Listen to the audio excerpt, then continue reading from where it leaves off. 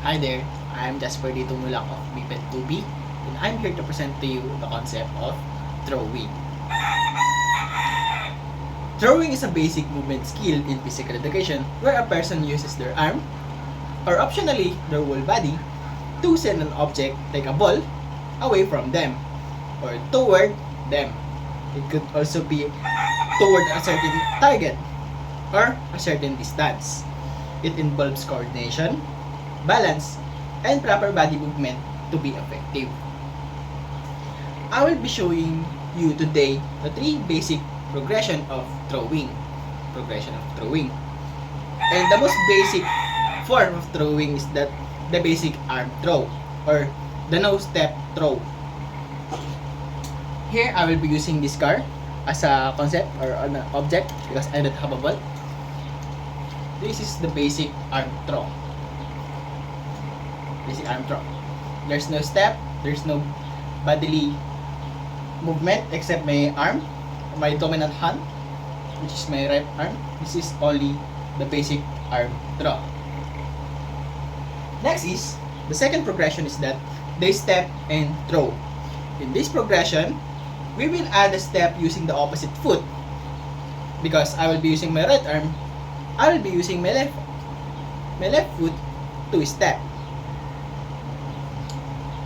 This improves balance and add more force or power to our throw.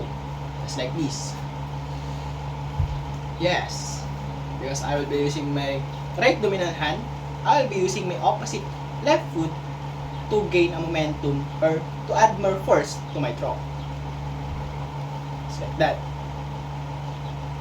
Just like that.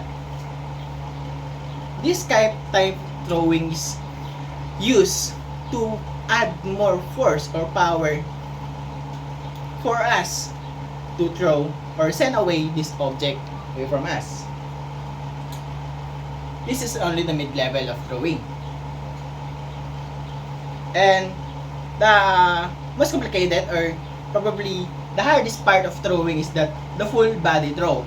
In this concept, we will be using our full body because it will correspond with rotation, bodily rotation. This is the most advanced. You use your whole body starting from your legs, rotating your hips and shoulders, then extending your arms. This creates more power and accuracy in our throw. As I said, we will use this advanced movement using our whole body. I will demonstrate it to you. Right?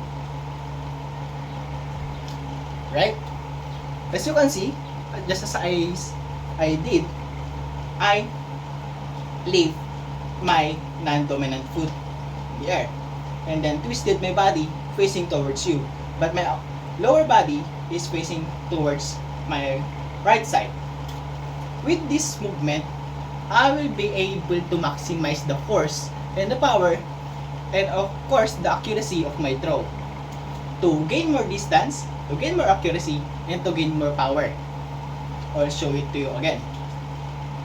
Full body throw with a twist or rotation. Right? In this kind of movement, this full body throw or with the rotation is commonly used in certain game like the baseball, which is the pitcher that does this.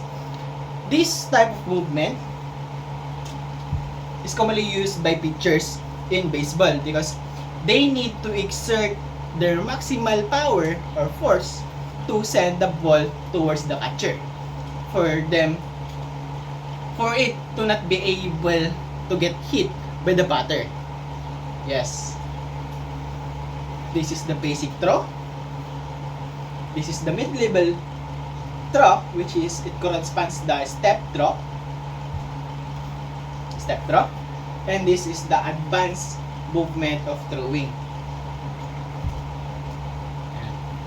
So as I said earlier, throwing responds or incorporates balance, coordination, and body movement. Throwing is also used by sending an object away from you or toward a target or to gain a distance. That is all. Thank you so much.